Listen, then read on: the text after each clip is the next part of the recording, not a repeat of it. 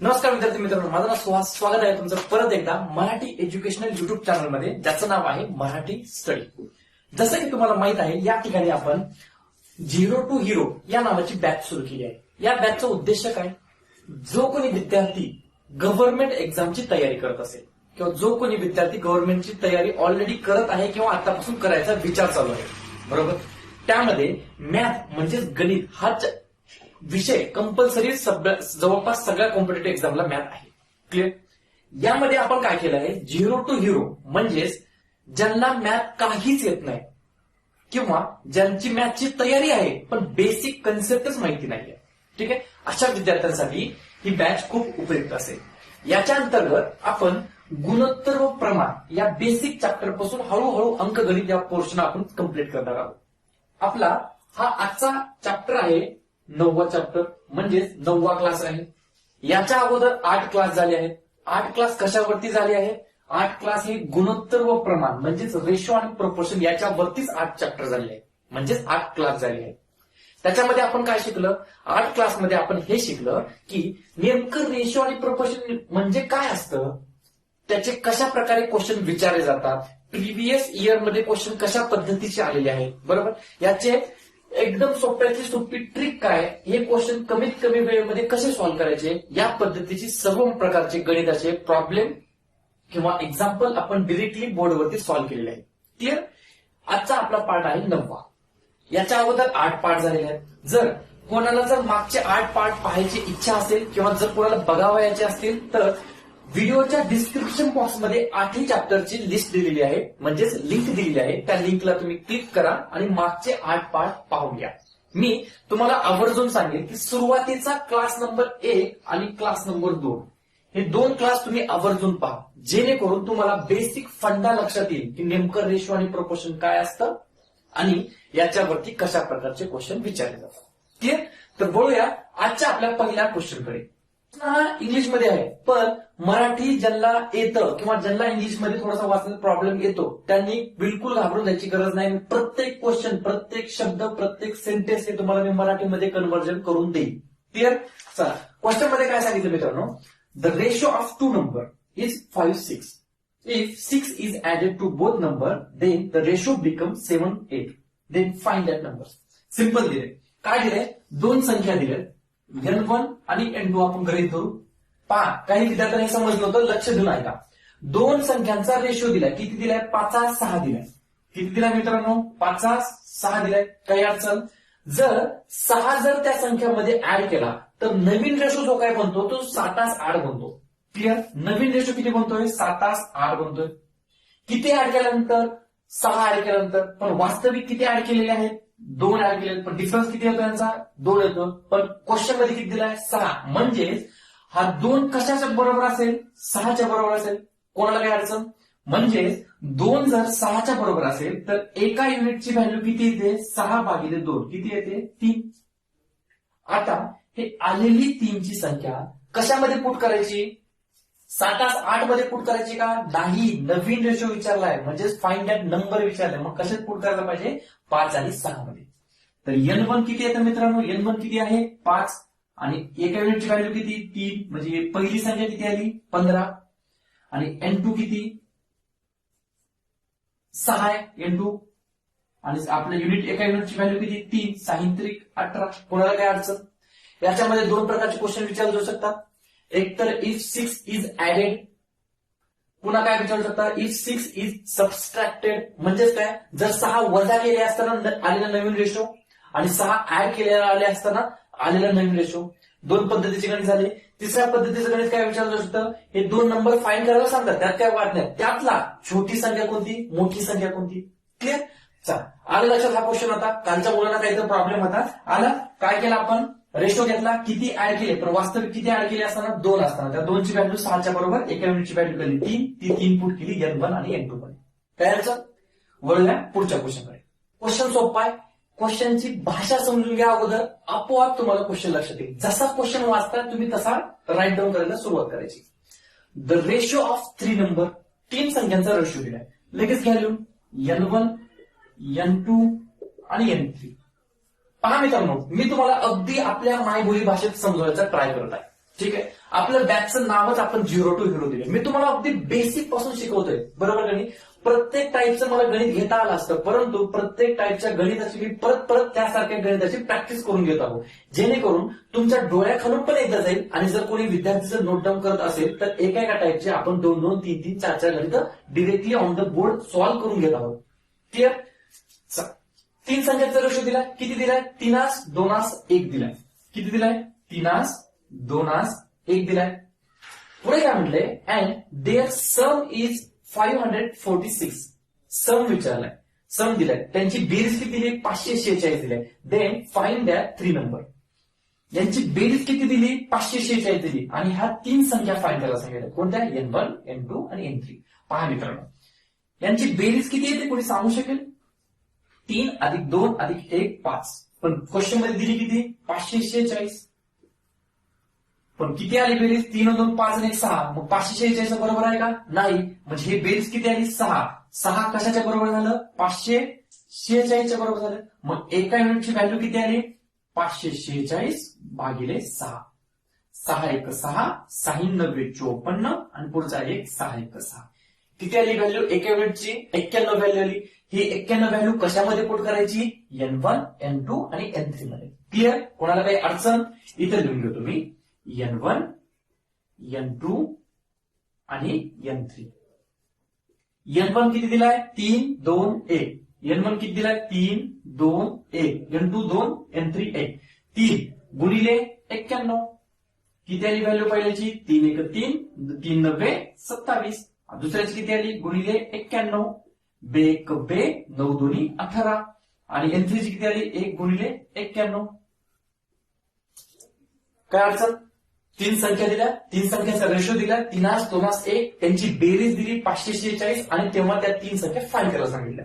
3 संख्या घेतल्या, 3:2:1, 3 2 5 आणि 1 6. 6 नसून किती दिली? 546 दिली.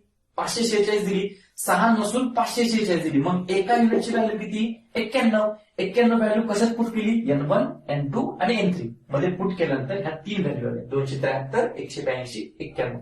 कोणाला काय अडचण?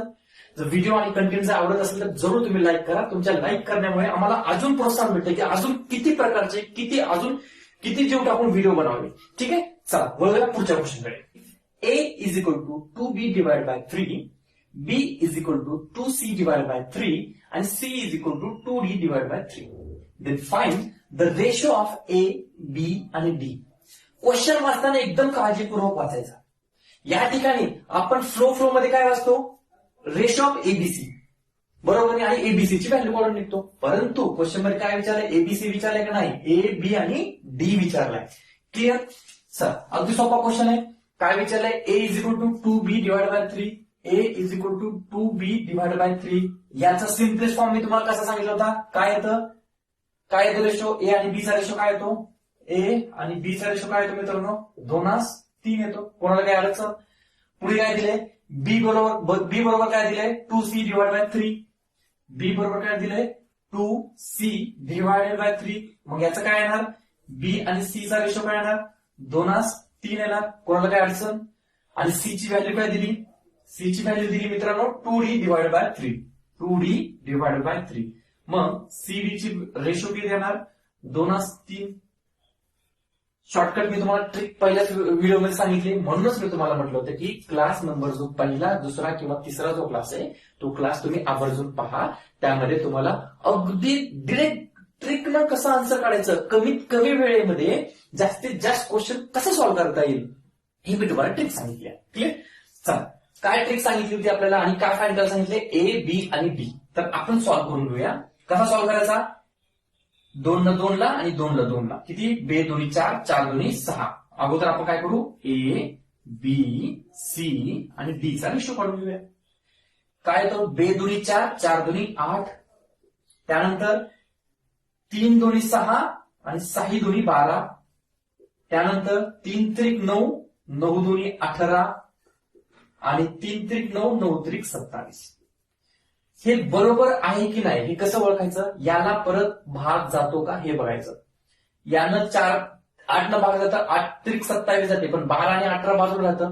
जर 4 न बघितलं, 4 2 8, 4 3 12, भाग जातो का नाही जात, 18 भाग जातो का नाही जात. म्हणजे हे काय झालं, सिम्पलेस्ट फॉर्म झाला कशाचा, ए बी सी डी चा. आपल्याला विचारले काय, ए बी आणि डी. काय विचारले मित्रांनो, ए बी आणि डी विचारले. काय करणार, ए ची व्हॅल्यू किती आहे, 8 आहे. बी ची व्हॅल्यू किती आहे, 12 आहे. आणि डी ची व्हॅल्यू किती आहे, 27 आहे. हा परत कटतो का नाही कटत, 7 आणि 2 9, 2 आणि 1 3, हे 3 न 3 न कटतं, पण 8 न कटतं का नाही कटत. आला आन्सर, हे झालं आपला आन्सर ए बी डी. कोणाला काय अडचण, व्हिडिओ जर समजत असेल, कन्सेप्ट जर समजत असेल तर व्हिडिओला तुम्ही लाईक करा आणि आम्हाला सपोर्ट करा. क्लिअर, वळूया पुढच्या क्वेश्चनकडे. बिलकुल घाबरून जाऊ नका, मी तुम्हाला मराठीमध्ये कन्व्हर्जन करून देईन. डिवाइड 3740 म्हणजे 3740 ला 3 भागामध्ये डिवाइड केले इन 3 पार्ट्स. कसं डिवाइड केलंय, such that half of the first part, 1/3 of the second part आणि 1/6 ऑफ द थर्ड पार्ट. पहिल्या पार्टचा 1/2, दुसऱ्या पार्टचा 1/3 आणि तिसऱ्या पार्टचा 1/6 अशा पद्धतीनं डिवाइड केला आणि ते 3 पार्ट इक्वल आहेत. पार्ट्स आर इक्वल, फाइंड इच नंबर किंवा इच पार्ट. या संख्येचा काय मित्रांनो, सरळ सरळ तसं लिहून घ्यायचं. In such that half of the first part, पहिल्या संख्येचा काय हाफ, तो बरोबर आहे कशाच्या, दुसऱ्या. दुसऱ्या संख्येचा काय 1/3 ऑफ सेकंड पार्ट. दुसरी संख्या यस त्याचं किती 1/3 आणि तिसरी संख्याच्या किती, टी म्हणजे तिसरी, यस म्हणजे सेकंड आणि एफ म्हणजे फर्स्ट. तिसऱ्या संख्येचे किती 1/6 म्हणजेच 1/6. तर विचारले ते पार्ट इक्वल आहे आणि काय विचारले आपल्याला, फाइंड दॅट नंबर्स. सांगा याचा गुणाकार सिम्पलेस्ट फॉर्म मध्ये कसा करायचा, f/2 बरोबर s/3 बरोबर t/6. काही समजतंय, पहिल्या 2 पार्ट मध्ये मी ट्रिक सांगितली होती, कोणाला आठवतंय, काय करायचं, याला काय करायचं आपल्या येता, लसावी काढायचा. काय त्याचा एलसीएम, 2 3 आणि 6चा एलसीएम काय येतो, कोणी सांगू शकेल, तर याचा एलसीएम किती येतो 6 बरोबर. आता भाग करायचा असेल, कसा करायचा भाग, बेत्रिक 6 म्हणजे उरले किती, आणि बेत्रिक 6 ह्या 3 न कशाला गुणायचं, अंशाला, म्हणजे बेत्रिक 6 3f is equal to 3 2 6 2s is equal to 6 1 6 म्हणजेच 1 t.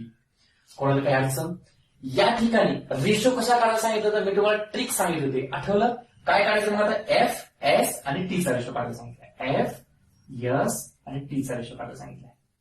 जेव्हा एफ काढायचं असतं तेव्हा काय करायचं, एफ ला झाकायचं, उरलं काय एस आणि टी, त्या दोघांचा काय करायचा, गुणाकार करायचा, बे 1 बे.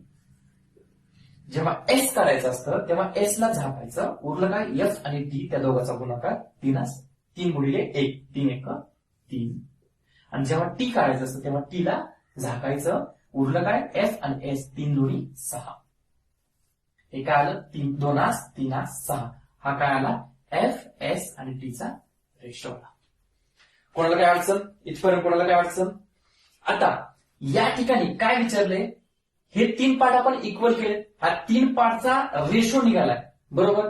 आता ह्या तिघाची जर बेरीज केली तर किती यायला पाहिजे, 3740 यायला पाहिजे. क्लिअर, मी एक लिहितो 3740, पण ह्या तिघाची बेरीज किती केल्यास किती येते रे, 2 आणि 3 5, 5 आणि 6 11 येते. कोणाला काय अडचण, 5 आणि 6 किती येते 11 येते, पण हे 11 नसून कशाच्या बरोबर आहे, 3740 च्या बरोबर आहे. हे 11 नसून कशाच्या बरोबर आहे, 3740 च्या बरोबर आहे. मग 1 युनिटची व्हॅल्यू किती, 3740 भागिले 11 करा, 11 1 11, 11 त्रिक 33, उरले 4 झाले 44, 11 चोक 44 आणि शून्याला 0 किती उरले 340. आता या 340 ला कशामध्ये पुट करायचं, 2 3 6 करा पुट. किती आलं, एफ एस आणि टी किती, 2 3 6 गुणिले 340 किती येते, तर बे 0 0 बे चोके 8 आणि बेत्रिक 6 680. 3 गुणिले 340, शून्यला 0 3 0 0, 3 चोक 12, हातचाला 1, 3 त्रिक 9 आणि 1 10. कोणाला काय अडचण, आणि 6 ला गुणिले 340. 6 शून्य 0, 6 चौक 24, 4 1 2, 6 त्रिक 18 2 20. कोणाला काय अडचण? आपलं आलेलं आन्सर हे बरोबर आहे की नाही कसं चेक करायचं? याला बेरीज करून बघा. किती दिले आपल्याला? 3740. किती भागात डिवाइड केले? 3 भागात डिवाइड केले. 3 भागात डिवाइड केल्यानंतर आलेले पार्ट विचारले. 3 भागात डिवाइड केले, एलसीएम काढला, एलसीएम आला 6, 6 ने डिवाइड केला, 3f is equal to 2s is equal to 1d. त्याचा रेशो काढला एफ, एस आणि टी, म्हणजे पहिल्या संख्येचा, दुसऱ्या संख्येचा आणि तिसऱ्या संख्येचा रेशो काढला. किती आला? 2, 3, 6. हे 3 पार्ट त्यांनी सांगितले होते. दीज 3 पार्ट आर इक्वल, म्हणजेच हे इक्वल आहे. मग 2 अधिक 3 अधिक 6 हे कशाच्या बरोबर असलं पाहिजे? 3740च्या बरोबर असलं पाहिजे. आलं की नाही तुम्हाला लक्षात? पहा, मी तुम्हाला एक ट्रिक सांगितली होती. ट्रिक सांगतो. मी तुम्हाला काय सांगितलं विद्यार्थी मित्रांनो? पहा, जेव्हा अशी व्हॅल्यू दिली जाते, कशी व्हॅल्यू दिली असते? समजा 3A, 4B आणि 8C या ठिकाणी ए बी सी चं जेव्हा रेशो विचारला जातो तेव्हा काय करायचं मित्रांनो? मी तुम्हाला अगदी सोपी पद्धत सांगतो. एलसीएम वगैरे घेत बिलकुल बसायचं नाही. ए बी सी चा व्हॅल्यू विचारले, कशाची काढायची? सुरुवातीला ए ची काढायची. मग काय करायचं? ए झाकायचं. उरलं काय? बी आणि सी ची व्हॅल्यू उरली. किती आली? 8 चौक 32. 32 ना 32 लिहून टाका. नंतर काय? बी. मग काय करायचं? बी झाकायचं. उरलं काय? ए आणि सी. घरा गुणाकार 3 8 24. सी ची व्हॅल्यू काढायची. सी झाका. 3 चौक 12. चेक करायचं हे कटतं का? रेशो म्हणजेच काय? Ratio is nothing but it is the simplest form of 2 variables. बरोबर? 2 और मोर दॅन 2 व्हेरिएबल्स. 32, 24 आणि 12. कटतं का कशाने? 8 त्रिक 24 होता, 8 चौक 32 होता, पण 8 ला 12 ला भाग जात नाही, म्हणजेच हा काय झाला? सिम्पलेस्ट फॉर्म झाला. या ठिकाणी मला सांगायचा प्रयत्न काय होता माझा? की जेव्हा अशी व्हॅल्यू दिली असते तेव्हा त्याला अगदी कमीत कमी वेळेस ए बी सी चा रेशो कसा करायचा, तसाच इथं निघाला होता. एफ एस टी चा रेशो. क्लिअर? आणि 3 अक्षर, 3 उत्तर आले, 3 पार्टची बेरीज सांगितली, 3740 आली. क्लिअर? व्हिडिओचा आवडत असेल तर व्हिडिओला तुम्ही लाईक करा. बोलूया पुढच्या क्वेश्चनकडे. तेव्हा युट्यूब वरती मी एखादा मला चॅप्टर येत नव्हता तेव्हा मी काय करायचं?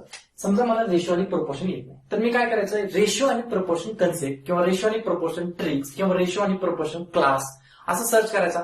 जेव्हा ही क्लास सर्च केली ती मला हिंदीत भेटायची. मोस्ट ऑफ प्रोबॅबिलिटी काय होती? हिंदीत भेटायची. आणि जे पण मराठी क्लास भेटत होते ते काय वाईट नाहीये, पण त्याच्यामध्ये मला एक थोडस हे जाणवलं. काय जाणवलं?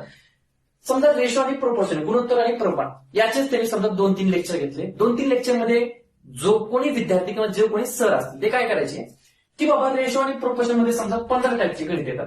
15 टाईपचे 15 गणित घेणार आणि लेक्चर खतम, म्हणजेच चॅप्टर खतम. लगेच पुढचा चॅप्टर. पुढचा चॅप्टर समजा पर्सेंटेज असेल. पर्सेंटेज समजा 20 प्रकारचे क्वेश्चन विचारले जातात, तर 20 प्रकारच्या क्वेश्चनचे 20 प्रॉब्लेम आणि चॅप्टर संपला. हे मला कुठंतरी कमी वाटलं. मग मी काय विचार केला की आपली क्लासची संख्या वाढली तरी चालेल, पण जर समजा रेशो आणि प्रोपोर्शन मध्ये 15 टाईपचे गणित येत असतील तर प्रत्येक टाईपचे 3-4 गणित डिरेक्टली बोर्डवरती सोल्युशन द्यायला काय अडचण आहे? थोडासा वेळ लागेल, पण प्रत्येक टाईपचे जर 4-4 जरी गणित घेतले तर 15 टाईपचे 60 गणित होतात. आणि मला असं वाटत नाही जर रेशो आणि प्रोपोर्शन जे 60 गणित जर तुम्ही जर सोडवत असताल किंवा मी जर सोडून देत असेल तर त्याच्या बाहेरच्या प्रकारचा क्वेश्चन येणारच नाही. जेव्हा आपण एकाच टाईपचे क्वेश्चन परत परत करतो तर त्या क्वेश्चनची जी कन्सेप्ट असते ती आपल्या माइंडमध्ये फिट होते. म्हणजे अशा प्रकारचा क्वेश्चन जर परत आला तर लगेच आपल्याला क्लिक होतं की नाही बाबा याची ट्रिक अशी आहे, याची ट्रिक अशी आहे. क्लिअर? तर तशाच प्रकारचं तुम्हाला मी लगेच उदाहरण देऊन, प्रॅक्टिकल उदाहरण देऊन मी तुम्हाला समजून सांगतो. पहा, अशा प्रकारचा गणित आपल्याला 4थ्या ते 5व्या क्लासमध्ये आला होता.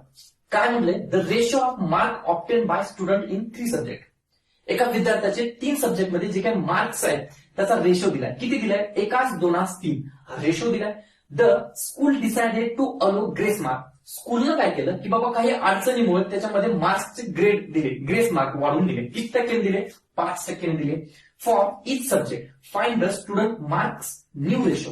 मग 5% जर प्रत्येक सब्जेक्टला दिले तर जो काही येणारा न्यू रेशो आहे तो फाइंड करायचा. मला सांगा मित्रांनो, थोडासा वेळ लागू द्या. या ठिकाणी प्रत्येक मुलगा काय केला असता? या ठिकाणी प्रत्येक मुलगा काय करायचा? सोडवत बसला असता.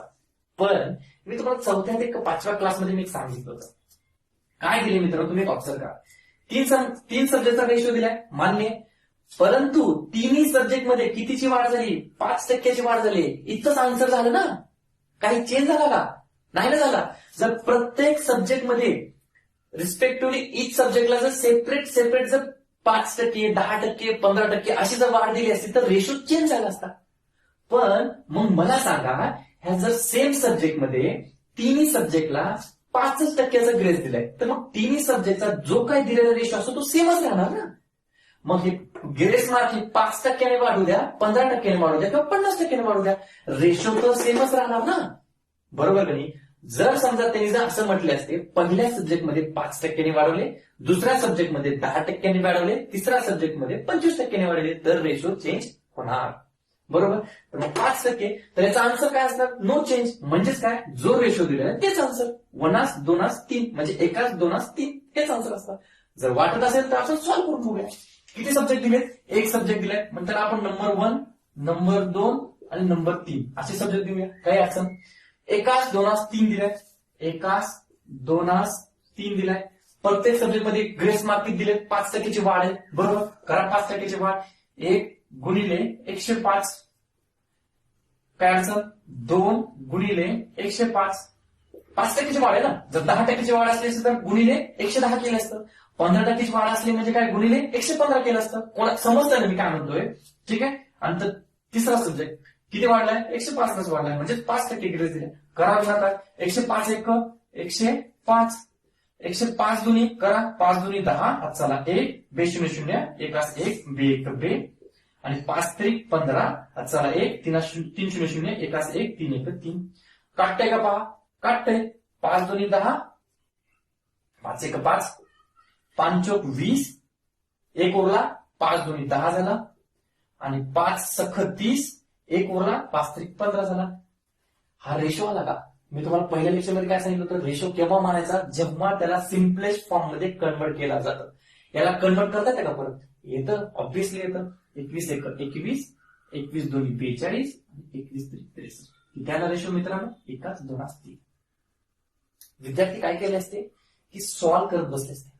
पण आपली ट्रिक काय म्हणते? जर सेम सब्जेक्ट असतील आणि सेम सब्जेक्टमध्ये जर सेम मार्क जर एकदाच वाढून देत असतील तर रेशो सेमच राहणार. बरोबर ना? चला, आलं लक्षात? ह्याला मार्क करून ठेवा, स्टार मार्क करून ठेवा. अशा प्रकारचे क्वेश्चन प्रिव्हियस इयर क्वेश्चन पेपरमध्ये विचारलेले आहे. ठीक आहे. आता आपण पाहिलं की सेम मार्क वाढवले असताना आता वेगवेगळे जर मार्क वाढवले तर काय येतं ते आपण लगेच पुढचा गणित बघूया. ठीक आहे. चला बोलूया पुढच्या गणिताकडे. जर व्हिडिओ आवडत असेल तर व्हिडिओला तुम्ही लाईक करून सपोर्ट करा. परिभाषा क्वेश्चनची तीच आहे. आलं लक्षात? तुम्हाला आता क्लिक झालं असेल. काय दिलं इथं? सरळ सरळ दिसते. अलो ग्रेस मार्क किती दिले? 5%, 10%, 15% पर्टिक्युलर सब्जेक्टला. मागच्या सब्जेक्टमध्ये काय दिलं? 3 सब्जेक्टला 5% वाढून दिलं. रेशो बदलणार का? बिलकुल बदलणार. जो रेशो दिला तोच राहणार. या ठिकाणी रेशो तोच आहे, पण प्रत्येक सब्जेक्टला 5%, 10%, 15% वाढ झाली. क्लिअर? चला, क्वेश्चन सेम आहे. सरळ सरळ डिरेक्टली सोडून घेऊया. 3 पुस्तक आहेत, N1, N2 आणि N3. आपण असं ग्रेड जोडूया. तिघाचा रेशो किती दिलाय? 1:2:3. 1:2:3 दिलाय. काय अडचण? प्रत्येक सगळ्या सब्जेक्टला 5% वाढवलंय का? नाही वाढवले. गेल्या क्वेश्चन मध्ये सगळ्याच पुस्तकाच्या मार्क्सला सगळ्याच सब्जेक्टच्या मार्क्सला 5% वाढलं, म्हणजे रेशो काही चेंज होणारच नाही. या ठिकाणी काय झालं? पर्टिक्युलर सब्जेक्टला 5%, 10% आणि 15% वाढवले. काही अडचण नाही आपल्याला. पहिल्या पुस्तकाला किती टक्के वाढवलाय? 5% ग्रेड मार्क दिलाय. 1 गुणिले 105 झाले. 105 का? 100च्या पुढे 5%, 105. 2 दुसरा सब्जेक्ट किती वाढवलाय? 10%. 10% म्हणजे किती? 100 अधिक 10, 110. आणि तिसरा किती टक्के वाढवला? 15%, म्हणजे 100 अधिक 15, 115. करा गुणाकार. 105 1 105, बे 0 0, बे 1 बे, आणि बे 1 बे.